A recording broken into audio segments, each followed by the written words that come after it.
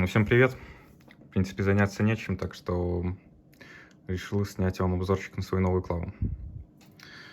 Ducky One Two, да, типа 1.2. Ну, модель называется Ducky.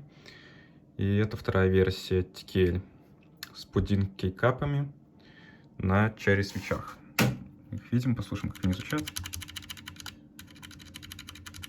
Сами свечи неплохие, но то, что они не смазаны, это большой минус. То есть, если прислушаться, не знаю, слышно вам будет или нет, очень сильно песочит. То есть, ну, слышно такое вот, как пластик терется друг от друга. Из-за того, что не смазан, происходит такой звук не очень приятный. Плюс еще из минусов этой клавы, не знаю, слышно вам или нет. Короче, если прислушаться, то отдает металлическим звуком. Потому что там внутри металлическая пластина стоит, несмотря на то, что она сама пластиковая. И вот этот звук резонирует. Из плюсов это, конечно же, очень крутая подсветка, особенно вот с этими кейкапами. Да. Видимо, непрозрачный снизу. Double Shot PBT, если кто не знает, это двойные кейкапы. То есть обычные у масс-маркет клавиатур большинства ABS пластик. То есть он тонкий и стирается. Тут какая-то не бейте технология двойного нанесения применяется. И вот эти все прорези, да, они прям сделаны через сами кейкапы, через сам пластик. Что-то типа такого. Поэтому он нихуя не стирается. Вот.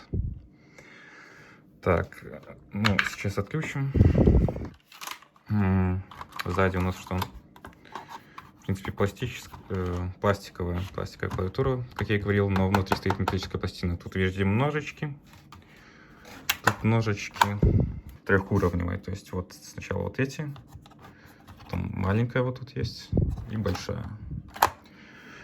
Включается по USB-C. Вот. То есть есть еще кнопочки, как я хуй знает, что они делают, на самом деле, походу, это профили. Ну, типа, там профили переключать какие-то, там программируемые есть софт для этой клавиатуры, да. Всем не похуй. Так. Ну, тут, видим, шиптик синенький. Это дело в том, что тут идут запасные, как бы, дополнительные кейкапы. Вот синенькие, типа, надевать можно, и интер тут есть прозрачный.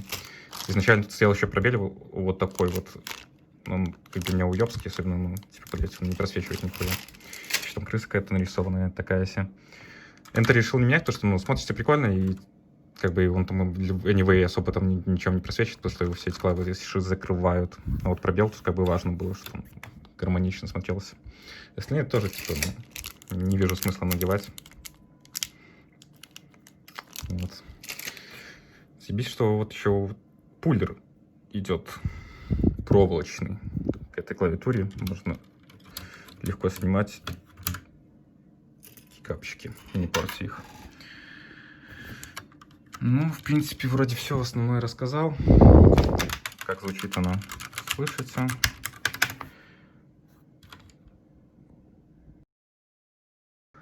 Так, ну, в принципе, да. Подсветка тут не передается, я вижу, что мерцает. На самом деле она не мерцает, очень плавная подсветочка. RGB. Разные профили, но они, в принципе, все такие есть. Это можно скачивать, наверное, настраивать. Вообще не важно. Потому что вот это самое четкое. Да, в принципе, все рассказал. Если это видео наберет больше 100 просмотров или на меня подпишется 5 человек, я сниму другой видос. Всем пока.